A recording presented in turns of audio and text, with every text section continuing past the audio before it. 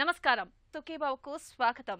ఈ రోజు సుఖీబావులో చలికాలంలో చెవి, ముక్కు, గొంతులో సమస్యల, మధుమేహ మందుతో మద్యపానానికి కళ్ళెం, నాడిని బట్టి అనారోగ్యాన్ని అంచనా వేయచ్చా, పిల్లల్లో దగ్గు ఎంతకీ తగ్గడం లేదా, ఇంకా హెల్త్ టిప్. చలికాలంలో తరచూ జలుబు చేయడం మామూలే.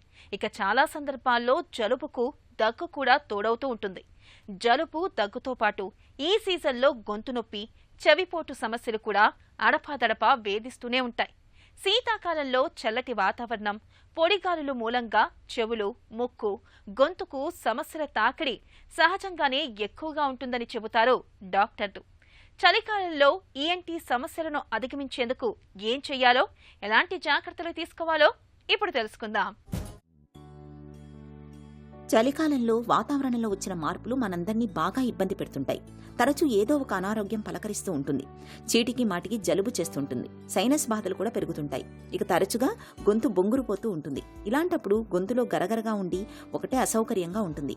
కొన్నిసార్లు గొంతులో తీవ్రమైన నొప్పితో పాటు తినడం, తాగడం కూడా అతి కష్టమైన వ్యవహారాలుగా మారిపోతుంటాయి. వాతావరణంలోని హానికారకాలైన వైరస్లు, బ్యాక్టీరియాలు గొంతు లోపలికి చేరి అక్కడే తిష్ట వేసుకున్నప్పుడు గొంతు నొప్పి అనేది ఒక సమస్యగా మారుతుంటుంది. ఇక చలిగాలికి చెవులు దిమ్ము వేసుకోవడం మామూలే. ఈ సమస్యల్ని తట్టుకుని ఆరోగ్యాన్ని భేషుగ్గా ఉంచుకునేందుకు చలికాలంలో జీవనశైలిలో ప్రత్యేకంగా జాగ్రత్తలు తీసుకోవాల్సి ఉంటుంది. శీతాకాలం వచ్చిందంటేనే ఇయర్, నోస్, థ్రోట్ ప్రాబ్లమ్స్ పెరుగుతాయి అన్నమాట. ముక్కు సంబంధించి జలుబు కావచ్చు, గొంతుకు సంబంధించి సోర్ థ్రోట్ పెయిన్ కావచ్చు, చెవికి సంబంధించి హీరింగ్ ప్రాబ్లమ్స్ కావచ్చు. ఈ మూడు కూడా శీతాకాలంలో ఎక్కువగా వచ్చే అవకాశం ఉంటుంది. దీనికి మెయిన్ కారణం ఏంటంటే శీతాకాలంలో చలిగాలి, వైరల్ ఇన్ఫెక్షన్స్. అంటే చలిగాలి వల్ల ఏమవుతుందంటే మన ముక్కులోను, గొంతులు, అంటే మనం బాగా చలికి ఎక్స్పోజ్ అయ్యామనుకోండి, ముక్కులో ఉన్న మ్యూకోజా, గొంతులో ఉన్న మ్యూకోజా స్వాలెన్ అయ్యి ఇన్ఫ్లమేషన్ వచ్చి ఎడిమా ఉంటుంది అన్నమాట. దాంట్లో ఇన్ఫెక్షన్స్ వచ్చే అవకాశం ఉంటుంది. ఎప్పుడైతే ఇన్ఫ్లమేటరీ మ్యూకోజా, ఈ చలికాలంలో మనం వైరస్కి ఎక్స్పోజ్ అయ్యాం. యూజువల్గా ఏంటంటే శీతాకాలంలో వైరల్ ఇన్ఫెక్షన్ రేటు కూడా ఎక్కువ ఉంటుంది. సడన్ వెదర్ చేంజెస్తో ఈ వైరల్ ప్రొలిఫరేషన్ పెరిగిపోతుంది అన్నమాట. వైరల్ ఇన్ఫెక్షన్ ఇమీడియట్గా వచ్చే అవకాశం ఉంటుంది. ఎందుకంటే చాలామందిని చూస్తే వాళ్ళ హిస్టరీ చూసినా కూడా ఏమంటే చలిగాలికి వెళ్ళి వచ్చాం, లేదా చలిగాలికి జర్నీ చేసాం, రాంగులోనే మాకు జలుబు వస్తుంది, ముక్కు మూసుకోవటం, ముక్కులో మిట్టి కారటం, తలనొప్పి రావటం, గొంతు నొప్పి రావటం జరుగుతుందండి అంటారు. దీనికి మెయిన్ ఏంటంటే వైరల్ ఇన్ఫెక్షన్, చలిగాలి ఎక్స్పోజర్. వీటితో పాటు వీళ్ళల్లో ఈ మధ్యలో చాలామందిలో ఈ చలిగాలికి హీరింగ్ లాస్ ప్రాబ్లమ్స్ కూడా చాలా ఎక్కువ అవుతున్నాయి. వీటిలో ఇంతకుముందు ఏంటంటే సాధారణంగా కండక్టివ్ హీరింగ్ లాస్ వచ్చేది. అంటే ఈ ముక్కులో, గొంతులో ఉన్న ఇన్ఫ్లమేషన్ చెవులోకి పోవటం వలన చెవులో ఇన్ఫ్లమేషన్ వచ్చేసి ఫ్లూయిడ్ అక్యుములేట్ అయ్యి కానీ ఈస్టేషన్ ట్యూబ్ డిస్ఫంక్షన్ వచ్చేవి కానీ హీరింగ్ ప్రాబ్లం వచ్చేది. కానీ ఇప్పుడు చాలామందిలో sudden sensory neural hearing loss కూడా పెరిగింది. అంటే చెవులో వినికిడి పూర్తిగా తగ్గిపోవటం, సడన్గా వినికిడి తగ్గిద్ది. కొంతమందిలో గుయ్యమని సౌండ్ వస్తుంది, కొంతమందిలో తల తిరుగుతున్నట్టు ఉంటుంది. ఇది వైరల్ ల్యాబ్రింథైటిస్ నుంచి రావచ్చు, లేదా మన లోపలి చెవులో ఉన్న బ్లడ్ వెజల్స్ కన్స్ట్రిక్ట్ అయిపోయి బ్లడ్ ఫ్లో తగ్గిపోయి కాక్లియర్ వెస్టిబ్యూల్కి ఈ ప్రాబ్లం రావచ్చు అన్నమాట. చలికాలంలో గొంతు నొప్పితో బాధపడుతున్నప్పుడు గోరువెచ్చని చికెన్, టమాటా సూపుల్ని తరచుగా తాగుతుంటే మంచి ఉపశమనంగా ఉంటుంది. అలాగే గోరువెచ్చని నీటిలో కొద్దిగా నిమ్మరసం, కొంచెం తేనె కలిపి తీసుకున్నా మంచి ఫలితం కనిపిస్తుంది. పాలల్లోకి కొంచెం మిరియాల పొడిని కలుపుకొని తాగడం వల్ల గొంతు నొప్పి తగ్గుతుంది. ఇక తమలపాకు రసాన్ని తేనెతో కలిపి తీసుకోవడం, తులసి రసానికి కొద్దిగా తేనెను కలిపి చప్పరించడము మంచిదే. అల్లపు రసాన్ని తరచూ చప్పరించడం వల్ల గొంతులో నొప్పి తగ్గే అవకాశం ఉంటుంది. చలికాలంలో గొంతు నొప్పిని నివారించుకునేందుకు చల్లగాలిలో తిరగకుండా ఉండాలి. సురక్షితమైన తాగునీటిని మాత్రమే తాగాలి. కాచి చల్లార్చి వడబోసిన నీటిని తాగడం మరీ మంచిది. చల్లటి పానీయాలను, ఐస్ క్రీములను, బేకరీ ఆహారాలను బాగా తగ్గించాలి. పులుపు, కారం, మసాలా వస్తువులను మితంగా తీసుకోవాలి. ప్రతిరోజు ఉదయం, సాయంత్రం వేడినీళ్ల ఆవిరిని పట్టుకోవడాన్ని ఒక అలవాటుగా మార్చుకోవాలి. బెటాడిన్ ద్రావణంతో తరచూ నోటిని పుక్కిలిస్తూ ఉండడం మంచిది. బేసిక్గా ఏంటంటే మనకి ఈ చలికాలంలో ఈ ప్రాబ్లమ్స్ని కనుక మనం ఇమీడియట్గా ట్రీట్మెంట్ తీసుకున్నట్లయితే ఒక్కోసారి పర్సిస్టెంట్ ప్రాబ్లం అయ్యే అవకాశం ఉంటుంది, సీరియస్ ప్రాబ్లం అయ్యే అవకాశం ఉంటుంది. సపోజ్ నర్వ్ హీరింగ్ లాస్ అనుకోండి, మనం ఇమీడియట్గా టెస్ట్ చేసుకొని ఆ హీరింగ్ లాస్ నర్వ్దైనట్లయితే ఇమీడియట్గా ట్రీట్మెంట్ తీసుకోకపోతే ఓ 10-15 రోజుల తర్వాత అది రికవరీ కావటం చాలా కష్టమవుతుంది అన్నమాట. ఎందుకంటే చాలామంది ఏం చెప్తారంటే, సార్ జలుబు నుంచి వచ్చింది అనుకున్నామండి, ఇంకా రికవరీ కాలేదా అంటారు. అలాంటప్పుడు కనుక మనం ఇమీడియట్గా అటెన్షన్ పే చేసి టెస్ట్ చేసుకొని ట్రీట్మెంట్ తీసుకోకపోతే తర్వాత సెన్సరీ న్యూరల్ హీరింగ్ లాస్ అనేది పర్మనెంట్గా ఉండే అవకాశం ఉంటుంది. అలానే డేంజరస్ ప్రాబ్లమ్స్కి వచ్చినట్లయితే ఇప్పుడు ఫంగల్ ఇన్ఫెక్షన్ రేటు చాలా పెరిగిందండి. ఈ ఫంగల్ ఇన్ఫెక్షన్ మెయిన్గా పెరగడానికి కారణం ఏంటంటే చాలామంది ఒబేస్గా ఉండటం వలన మన బాడీలో బ్లడ్ గ్లూకోజ్ లెవెల్స్ ఎక్కువ ఉండి కీటోసిస్ ఎన్విరాన్మెంట్ని ముక్కులో క్రియేట్ చేస్తాయి.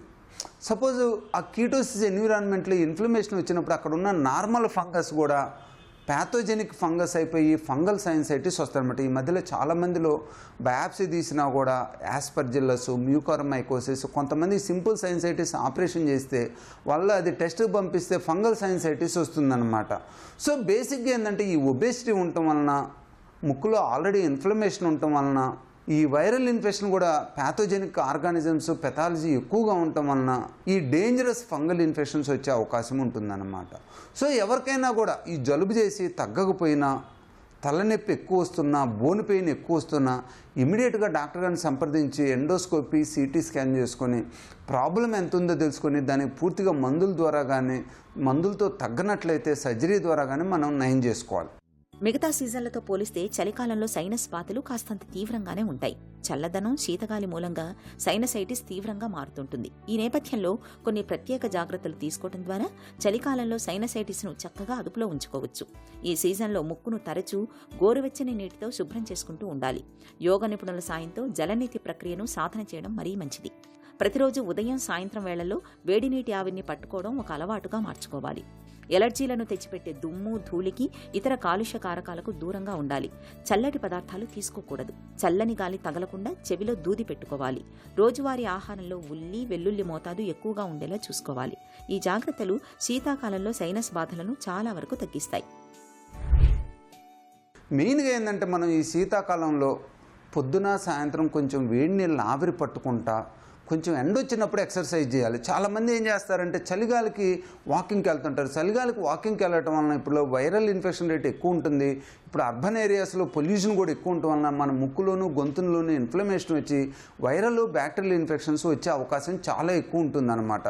సో వాకింగ్ చేయాలన్నా పొద్దున పూట మీరు చలిగాలికి వెళ్ళొద్దు. కొంచెం ఎండ వచ్చినప్పుడే ఎక్సర్సైజులు చేయండి అన్నమాట. సో ఈ ఎక్సర్సైజ్ చేసుకుంటా, ఆవిరి పట్టుకుంటా, వీలైనంత వాటికి చలిగాలికి ఎక్స్పోజ్ కాకుండా చూసుకోండి.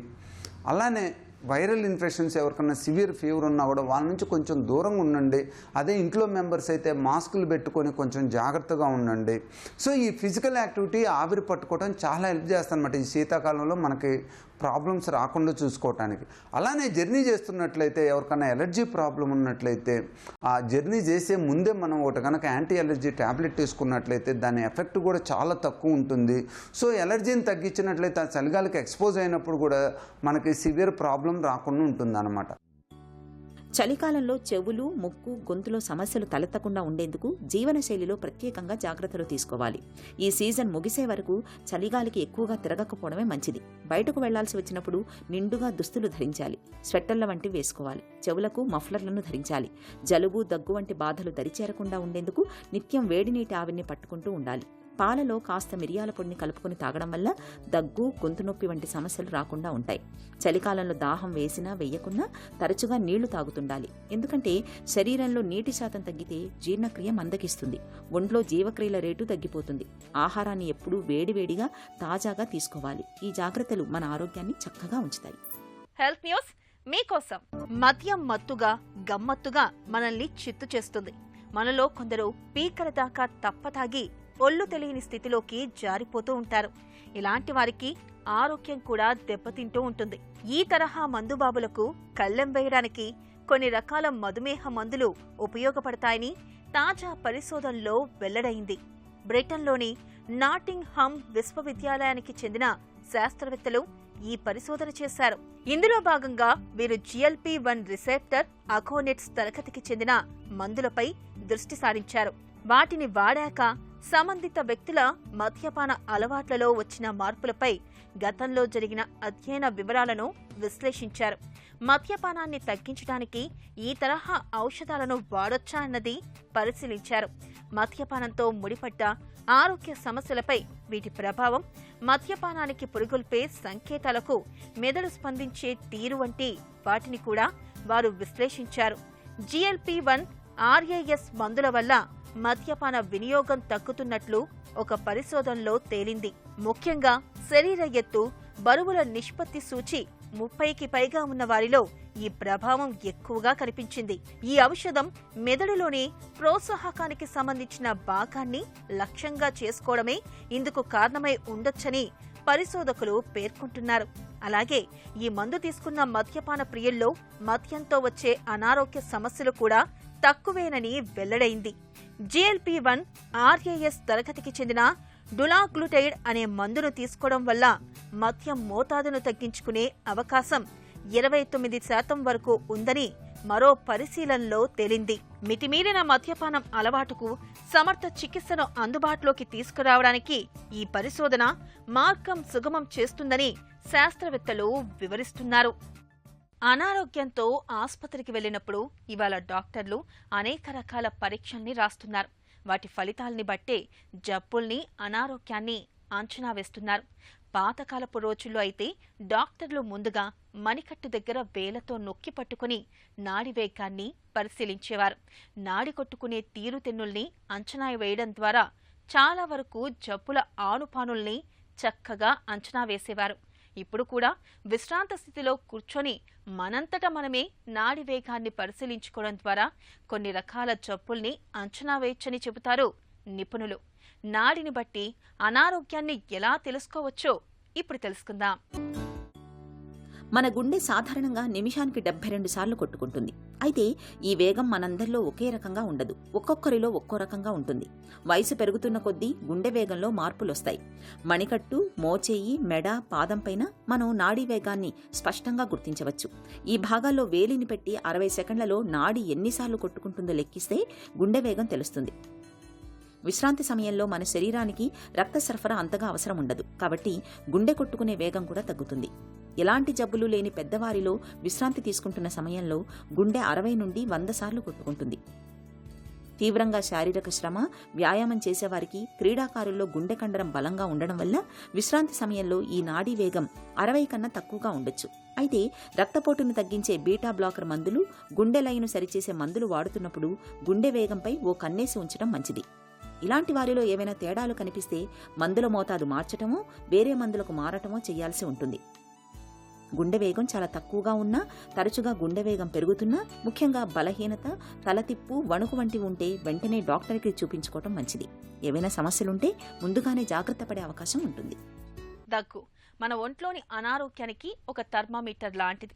అయితే అన్ని దగ్గులు ఒకటి కాదు అని కనిపించే వేలను బట్టి, అది వచ్చే వయసును బట్టి, దాని తీరును బట్టి సమస్యలు వేరువేరుగా ఉంటాయి. అయితే ఇవాళ పిల్లల్లో చాలా మందికి దగ్గు ఒక మొండి సమస్యగా మారుతుంది. మందు బిళ్ళలు, కాఫ్ సిరప్లతో తాత్కాలికంగా తగ్గినట్లు అనిపించినా మళ్లీ తిరగబెడుతూ ఉంటుంది. పిల్లల్లో ఈ రకమైన దీర్ఘకాలిక దగ్గు వెనుక చాలా కారణాలే ఉంటాయని చెబుతారు నిపుణులు. పిల్లల్ని ఎంతగానో ఇబ్బంది పెట్టే దీర్ఘకాలిక దగ్గుకు కారణాలు, వాటికి పరిష్కార మార్గాల గురించి డాక్టర్ని అడిగి ఇప్పుడు తెలుసుకుందాం. పిల్లల్లో దగ్గు ఎందుకు వస్తుంది?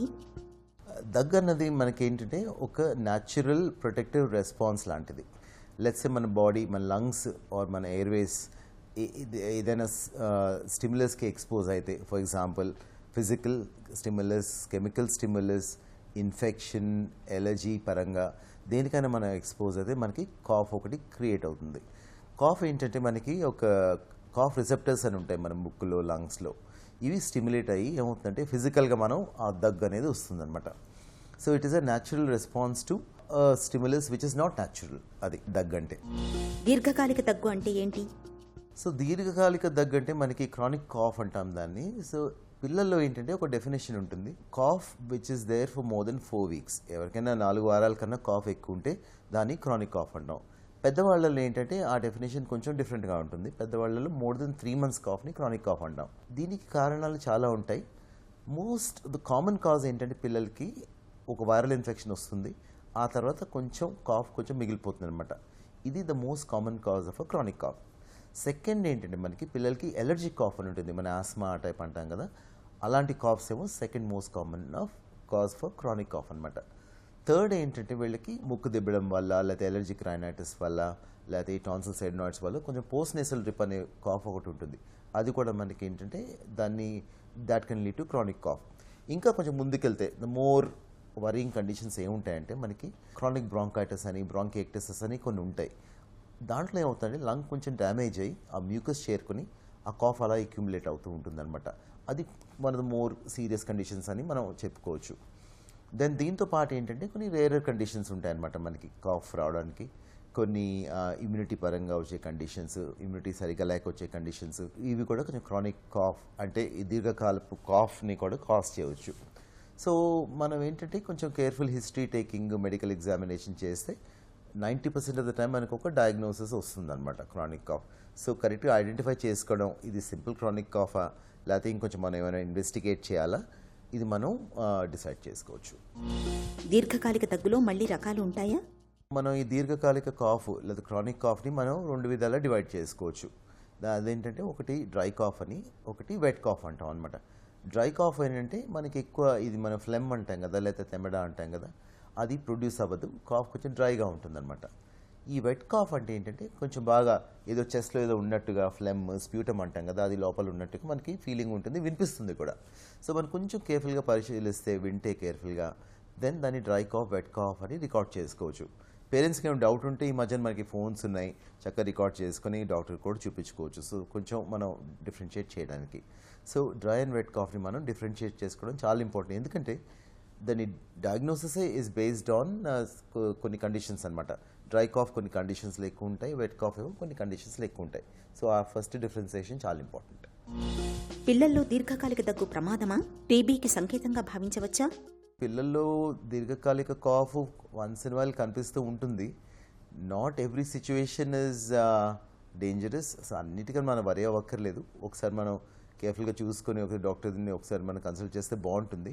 కానీ ఆ కాఫ్ తగ్గకపోతే ఆర్ ఇంకా సిచ్యువేషన్ ఏమైనా డెవలప్ అయ్యి ఇంకేమైనా వాడికి, మన బాబుకి ఏమైనా వెట్ కాఫ్ రావడం, లేకపోతే అది పర్సిస్ట్ అవడం, తగ్గకపోవడం, లేకపోతే ఇంకేమైనా సిచ్యువేషన్ డెవలప్ అయ్యి వాడికి ఫీవర్స్ రావడం, సరిగ్గా వెయిట్ పెరగకపోవడం, లేకపోతే రికరెంట్గా మళ్ళీ మళ్ళీ రావడం, ఇలాంటి సిచ్యువేషన్స్ ఏంటంటే ఇంకొంచెం మనం కేర్ తీసుకోవాలి. టీబీ మనకి ఇండియాలో కామనే, కానీ ఏంటంటే పిల్లల్లో అన్ని దీర్ఘకాలపు కాఫ్ టీబీ అయితే కాదు.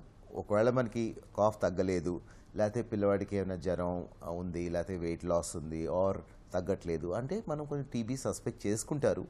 దెన్ ఒక ఎక్స్రే తీసి ఒక డాక్టర్ని కలిసి ఒక కేర్ఫుల్గా చేసుకుంటే మనకు కొంచెం ఆ డయాగ్నోస్ వస్తుంది. టీబీ కాకుండా మన దీర్ఘకాలపు కాఫ్స్కి చాలా కాజెస్ ఉంటాయన్నమాట. అవి మనం సిస్టమేటిక్గా ఎలిమినేట్ చేసుకొని దెన్ మనం కొంచెం కేర్ఫుల్గా ఉంటే బాగుంటుంది. దీర్ఘకాలిక దగ్గు విషయంలో ఎలాంటి పరీక్షలు చేస్తారు? సో మనకి ఫస్ట్ ఏంటంటే చేయాల్సింది మనం డయాగ్నోసిస్ ఎస్టాబ్లిష్ చేసుకోవడం. అసలు ఏంటి మన ఈ కాఫ్కి కారణం ఏంటి? ఫస్ట్ డ్రై కాఫా, వెట్ కాఫా? ఒక వెట్ కాఫ్ అయితే ఎందుకు వచ్చింది? సో ఇది మనం కేర్ఫుల్ హిస్టరీ అండ్ ఫిజికల్ ఎగ్జామినేషన్లో మోస్ట్ ఆఫ్ ద టైం మనకు తెలిసిపోతుంది. 90% మనకి వీటితో డయాగ్నోస్ వచ్చేస్తుంది. ఒకవేళ నెక్స్ట్ స్టెప్ తీసుకోవాలని మనకు తెలియట్లేదు ఎందుకు వచ్చిందంటే ఏం చేస్తామంటే ఒక ఎక్స్రే తీస్తాము, చేసి దెన్ సెకండ్ ఏంటంటే మనకి వర్కింగ్ డయాగ్నోసిస్ బట్టి కొన్ని టెస్టులు చేసుకోవచ్చు. కొన్ని పల్మనరీ ఫంక్షన్ టెస్ట్ అని, బ్లడ్ టెస్ట్లు కూడా చేసుకోవచ్చు అవసరం అయితే. బట్ చాలా మటుకు ఏం చేస్తామంటే ఒక ఎక్స్రే చేస్తాము, ఒక ట్రయల్ ఆఫ్ ట్రీట్మెంట్ ఇస్తాము. ఫర్ ఎగ్జాంపుల్ మనం ఎలర్జిక్ కాఫ్ అనుకుంటే ఒక ఆస్మా పరంగా కొన్ని ట్రీట్మెంట్స్ ఇస్తాం, నెబులైజేషన్లో, ఇన్హేలర్లు, కొన్ని మెడిసిన్స్.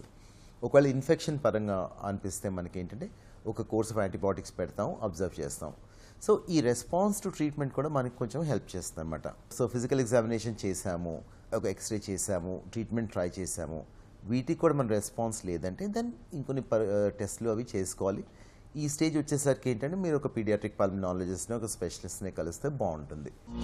పిల్లలకు పదే పదే దగ్గు టానిక్లు, సిరప్లు వాడటం మంచిదేనా? మనకేదో జలుబు దగ్గు వచ్చింది, ఒక 3-4 days కాఫ్ సిరప్స్ వాడాము, అది సిచ్యువేషన్ వేరు. కానీ ఇలాంటి సిచ్యువేషన్లో ఒక క్రానిక్ కాఫ్ అంటే దీర్ఘకాలపు కాఫ్ ఉంటే ఈ కాఫ్ సిరప్స్ అవి వాడకూడదండి. బికాజ్ వీటికి వాల్యూ ఏమి ఉండదు. ఫస్ట్ ఆఫ్ ఆల్ ఈ క్రానిక్ కాఫ్ ఉంటే ఎందుకు వచ్చింది, దేనివల్ల వచ్చింది, అసలు డయాగ్నోసిస్ ఏంటి, ఇవన్నీ నిర్ధారించుకొని టార్గెటెడ్ ట్రీట్మెంట్ అంటే మనకి ఆ కండిషన్కి పనికొచ్చే ట్రీట్మెంట్ మనం స్టార్ట్ చేయాలి. వాటిల్లో ఈ కాఫ్ సిరప్స్ యూజువల్గా వాడము. మనం ఏంటంటే ఆ డయాగ్నోసిస్ బట్టి స్పెసిఫిక్ ట్రీట్మెంట్స్ పెట్టుకుంటే కొంచెం రిలీఫ్ ఉంటుంది అండ్ ఫాస్ట్గా కూడా తగ్గుతాయి ఇవన్నీ.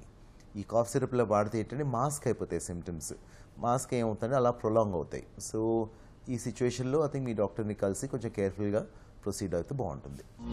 పిల్లల్లో దగ్గు విషయంలో తల్లిదండ్రులకు ఎలాంటి అవగాహన అవసరం? తల్లిదండ్రులు యూజువల్గా the best observers of the child.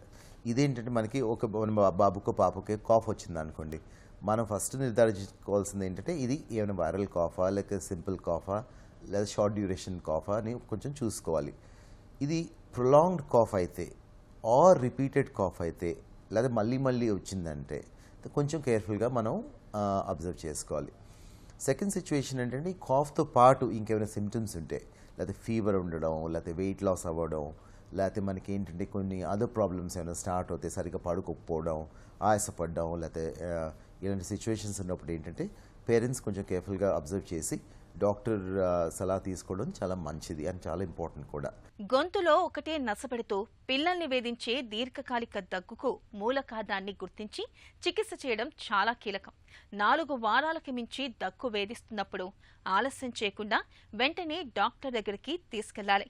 ఇక దగ్గును తెచ్చిపెట్టే కాలుష్య కారకాలు, దుమ్ము, ధూళి, పొగ వంటి ఎలర్జీ ప్రేరేపకాలకు పిల్లల్ని సాధ్యమైనంత వరకు దూరంగా ఉంచాలి. ఇక ఈ రోజు కార్యక్రమాన్ని ముగించే ముందు ఒక చిన్న చిట్కా మీకోసం. చలికాలంలో మామూలు సబ్బులకు బదులుగా గ్లిజరిన్ శాతం ఎక్కువగా ఉన్న సబ్బుల్ని వాడండి. గ్లిజరిన్ సబ్బులు చర్మంపై తేమను పట్టి ఉంచుతాయి. దీంతో చర్మం పొడిబారకుండా ఉంటుంది.